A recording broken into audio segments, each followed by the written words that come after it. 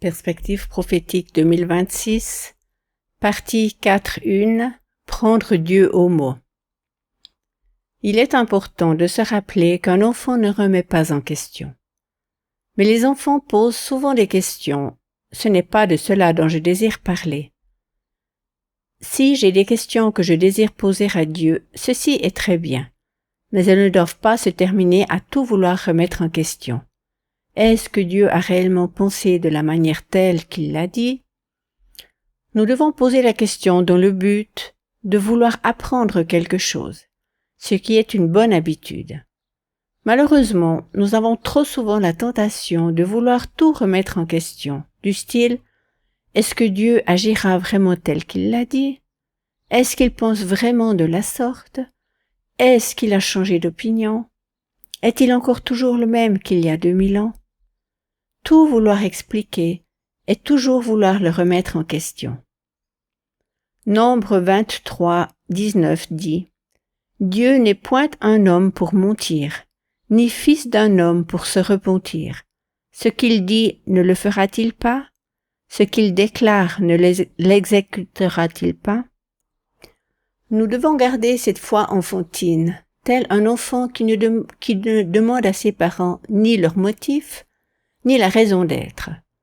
Si par exemple je vais vers un de mes enfants qui sait très bien qu'il est aimé de moi, si je lui dis alors « Écoute bien, nous allons partir pour aller au kiosque acheter une glace », l'enfant ne va pas commencer à penser « Oh oui, papa m'a dit qu'il allait m'acheter une glace, mais je ne pense pas qu'il le pensait réellement.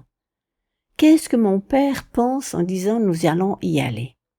Est-ce maintenant ou dans 1 heure ou bien quoi? » Il est bien clair qu'un enfant ne réfléchit pas ainsi. Il prendra ses souliers, il les enfilera et sera prêt à partir. Pourquoi cela? Car un enfant ne remet pas sans cesse en question. Est-ce que mon papa fera ceci ou cela? Il croit en ses paroles, car un enfant a cette simple attitude de cœur. Il ne s'occupe pas de la manière dont son papa le fera. Ceci n'a pas d'importance pour lui, car il sait qu'il tiendra parole. Si dans notre cœur nous en arrivons au point où nous disons « Dieu a écrit quelque chose dans sa parole, et s'il a dit quelque chose, il le fera aussi ». Je veux vous dire quelque chose, mes chers amis. Je suis parfois un peu attristée.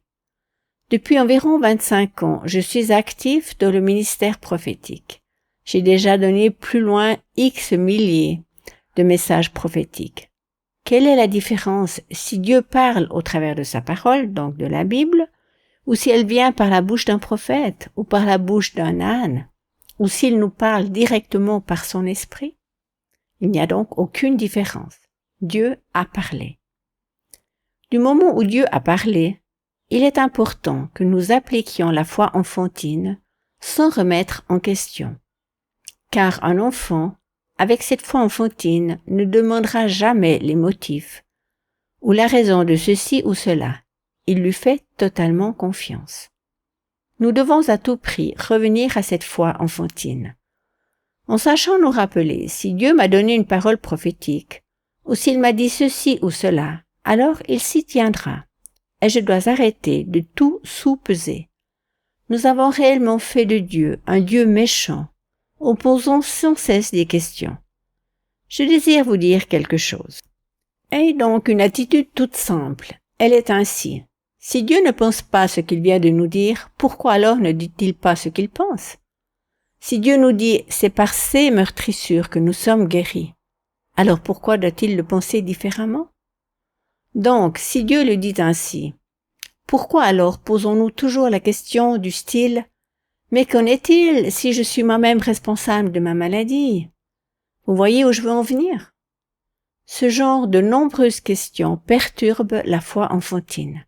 Il l'a dit, alors il l'accomplira aussi. L'enfant ne va pas titiller pour savoir si son père pourrait avoir un motif caché. Non, il ne le fait pas. Nous avons donné si souvent la faute à Dieu, pensant qu'il avait des motifs cachés, qu'il ne désirait pas nous révéler. Dieu fait ceci ou cela parce qu'il t'aime, car il désire t'enseigner. C'est vraiment merveilleux, le bon et patient Père que nous avons. Il ne tape pas ses enfants s'ils ont mal compris, ou n'ont pas voulu lui obéir, ou commettent des erreurs. Non.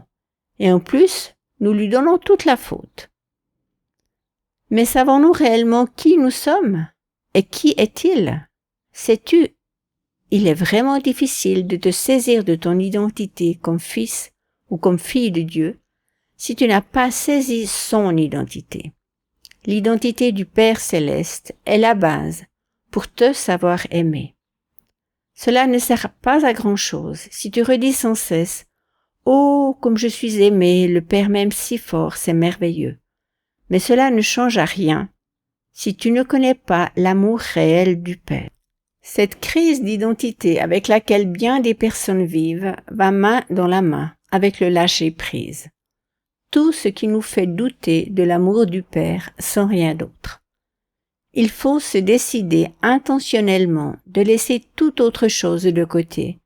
Tu ne dis pas que Dieu est un Père aimant en toutes choses, sans rien y ajouter. Il est ce Père aimant qui aime ses enfants par-dessus tout, qui ne change en rien, qui ne change pas d'opinion. Il reste constant, génial, merveilleux, point terminé. C'est ce que tu dois saisir et reconnaître dans ton cœur. Ainsi, de cette manière, il est possible que tu te saisisses de ton identité en Christ. Un Père aimant me laissera ressentir que je suis un enfant bien-aimé. Je dois l'inscrire sur mon propre cœur. Cher ami, prends du temps avec le Saint-Esprit en lui posant cette question. Peux-tu, s'il te plaît, me montrer s'il y a dans mon cœur des choses ou des situations où j'ai remis en question la volonté de Dieu? Dieu fait ceci à cause de, comme si Dieu faisait quelque chose ayant des arrière-pensées, afin d'essayer de m'avoir. Dieu guérit une personne car il désire l'attirer à lui et de cette manière l'empêcher de pécher. Dieu guérit les hommes parce qu'il les aime. Point terminé. Jésus n'a-t-il pas lui-même dit « Allez, guérissez les malades, délivrez les captifs, chassez les démons, ressuscitez les morts et annoncez l'évangile du royaume. Car vous avez reçu gratuitement, alors donnez gratuitement. Et s'ils vous refusent, secouez la poussière de vos pieds. » Jésus aurait pu dire « Écoutez-moi, vous allez tout d'abord passer un temps dans le jeûne et la prière, et durant ce temps, vous devez trouver de la part du Père où se trouvent les personnes qui sont ouvertes à l'Évangile. Et pour ceux qui vous refuseront et qui sont refermés, qui ne désirent rien avoir à faire avec mon royaume, vous n'irez simplement pas vers eux pour les guérir. Ceux-ci n'ont qu'à rester malades. » Jésus n'a pas dit cela. Cependant, allez et guérissez. Et s'il y en a parmi eux certains qui vous refusent, alors secouez la poussière de vos pieds et allez plus loin. Il dit en d'autres mots, vous avez tout fait ce qui est en votre pouvoir. Ainsi vous ne portez aucune responsabilité lors du jugement. Mais que signifiait ceci? Secouez la poussière de vos pieds. Vous avez pris votre responsabilité et vous n'êtes plus responsable pour leur état. Malgré tout, Jésus leur a dit de sortir et d'aller guérir les malades. Dans toutes nos églises, nos styles de vie, nous avons mis un appât, que ce soit en évangélisant ou dans la théologie, que nous avons propagé plus loin. Et ceci, nous l'avons reporté sur Dieu. Souvent, nous avons eu quelque part un motif caché là derrière.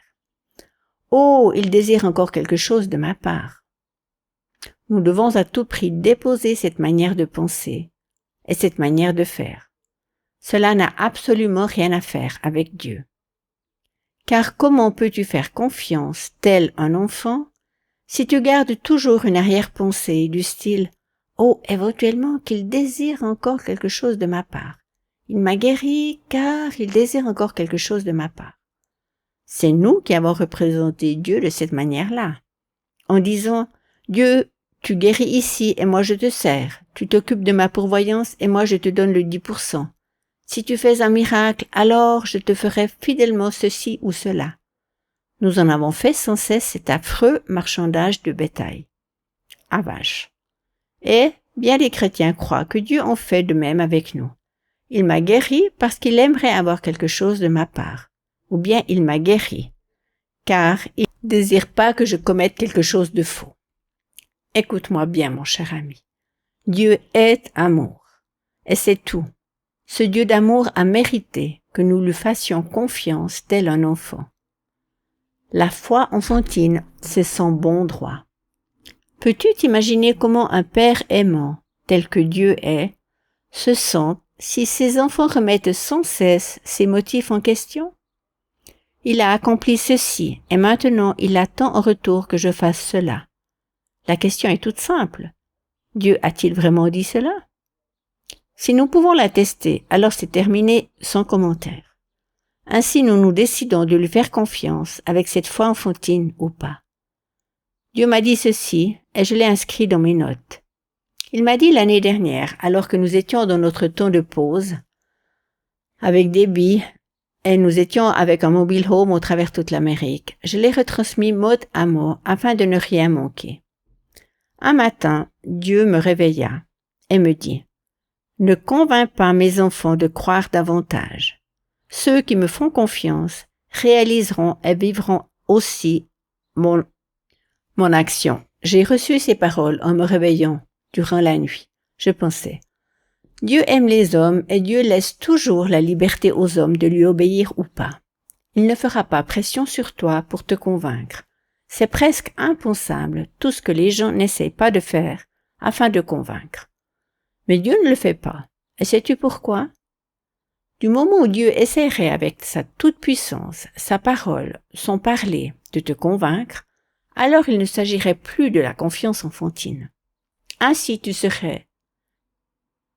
désirerais pas réellement accomplir tout cela du fond du cœur. Aie cette foi enfantine et jette-toi dans ses bras, sans demander la raison ou les motifs du pourquoi. Il désire me bénir, me guérir, tout me donner, m'ouvrir de nouvelles portes. Ces questions ne se posent pas. La seule question est, Dieu a-t-il dit? Si oui, alors je lui fais confiance. Sinon, alors je n'ai aucune base pour lui faire confiance avec cette foi enfantine. Prends garde à ce que tu penses.